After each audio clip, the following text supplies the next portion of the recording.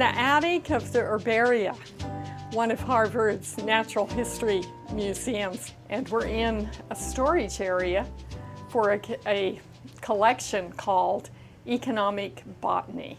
And I think what we have here could be called two museums in a box.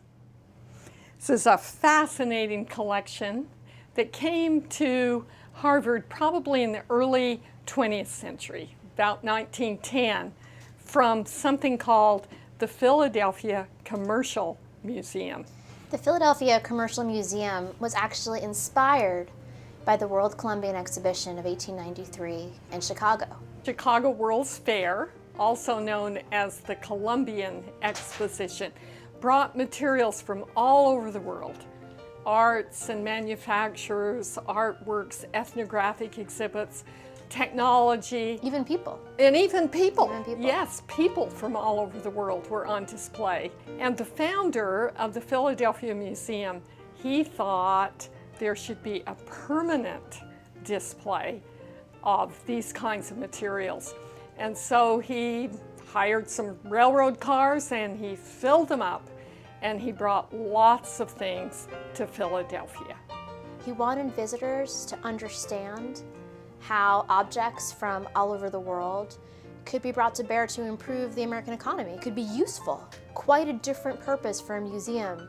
It was about the future. He recognized that Europeans had been, expanding across the world for centuries.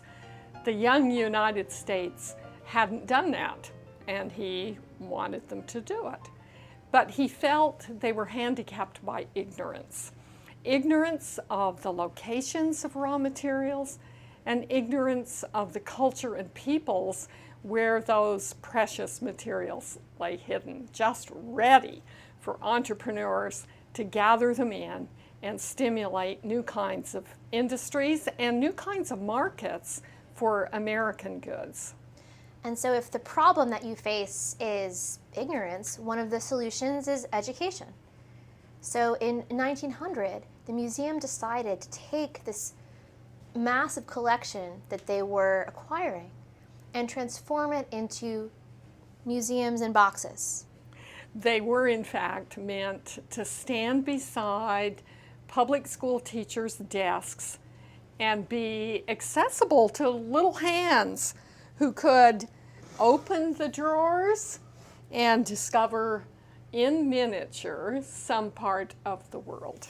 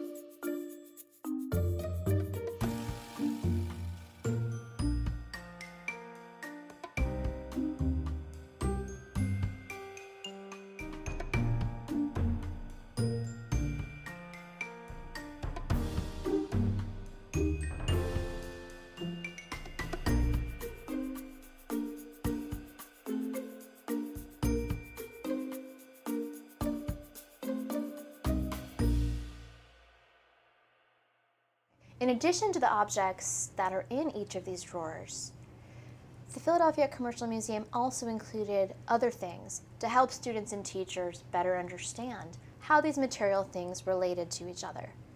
So down there in that cabinet, we actually have a series of photographs that can help us understand process. I think they were very proud of their use of photography. They wanted to be very modern. Very up to date. They used lantern slides and other settings, sort of like a slideshow. They also even used motion pictures to tell the stories of these things. Okay, so here's one. Oh, fabulous, harvesting wheat. So we can really get a sense of how the wheat drawer, which is here somewhere, came to be. So this one is very far away, and it's also about grain. We have these women cleaning rice in Japan. There's a point of view in this cabinet. So they emphasize certain peoples subsist on rice, other people subsist on wheat. And they make an interesting kind of distinction then between Northern Europeans and Right. Americans and Asians. In the wheat photograph, Right, if we we get compare them. the mechanical harvest, and in the rice cleaning photograph, we get the women with kerchiefs on their head cleaning the rice. And of course, that's a comparison we wouldn't get just from looking at the two drawers. Those are details that are not provided unless you look closely at these images in conjunction with the drawers, moving outward from those material things. Let's take a look at one of these drawers and see if we can figure out what kind of principle has been used to organize it. This is the brush fibers drawer. It's a beautiful thing, actually. It almost could be like a natural history taxonomy.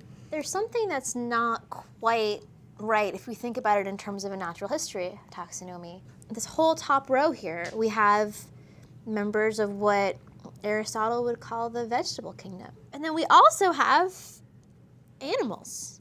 Horsehair, and this amazing little brush here that says camel hair brush. So definitely animal kingdom. Even more so over here we have steel wire, so a mineral. The common denominator here is not the raw material or the kingdom, but the product. Not only do we have the product, but if we look closely at this object in the center, we also have the process. We actually can see how you make a scrub brush. You see how this piece of wood has holes drilled into it, and you have these little metal staple-like objects are used to hold all of these different kinds of bristles in place. Right. So yes, we have materials, yes, we have process, and we have product. And we also have geography. From Siberia to East split Indies. bamboo to East India, Brazil, India, Mexico. Russia, and China. Yeah, it's a great little thing.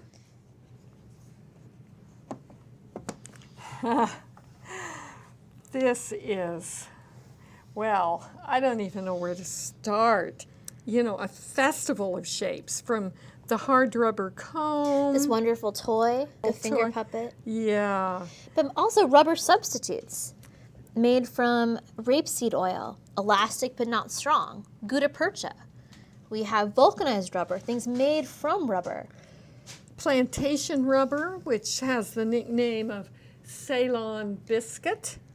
We have Mexican rubber, and of course, rubber originated probably in the Amazon Valley, certainly in Latin America. It was one of the great exports from the Americas. My absolute favorite here, a rubber that is an eraser.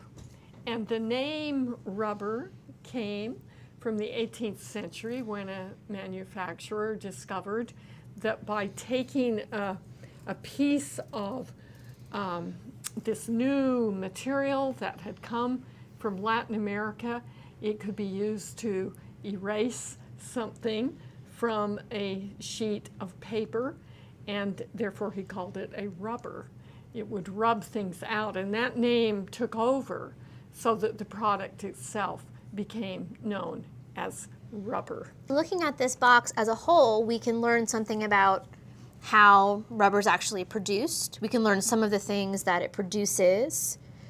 We get hints at the process. We have many more of the things that rubber can be transformed into.